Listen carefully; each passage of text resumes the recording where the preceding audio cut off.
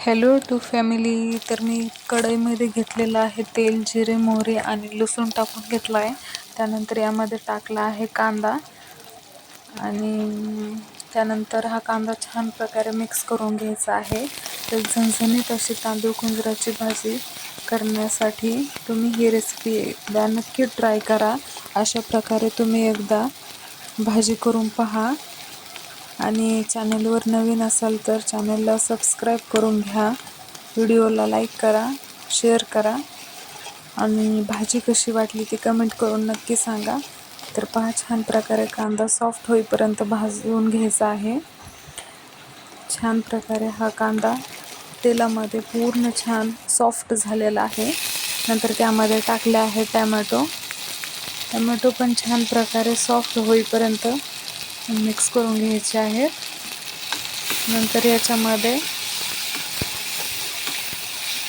Soft होईपर्यंत असं स्थिर ठेवायचं आहे याला. तर पहा कसं तेल सुटलेलं आहे. यामध्ये टाकली आहे हळद. नंतर तुमच्या चवीप्रमाणे तुम्ही लाल तिखट ॲड करू शकता. मी इथं तिखट ॲड केलं आहे, लाल तिखट. त्यानंतर हे सुद्धा छान प्रकारे मिक्स करून घेतलं आहे. पहा कसा कलर आला आहे आणि तेल पण सुटलेलं आहे.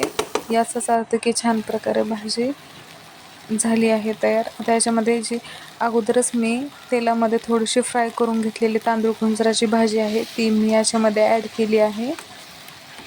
तर ही पण छान प्रकारे एकजीव करून घ्यायची आहे, मिक्स करून घ्यायची आहे. तर शेवटी मी याच्यामध्ये शेंगदाण्याचा कूट ॲड केले आहे. त्यानंतर शेंगदाण्याचे कूट टाकले. तर शेंगदाण्याचं कूट टाकल्यानंतर तोही छान प्रकारे मिक्स करून घ्यायचा आहे. तर पहा भाजी किती छान दिसत आहे. तुम्ही अशा पद्धतीने भाजी करून पहा. तर भेटूयात अशाच नवीन व्हिडिओमध्ये. तर चलो बाय.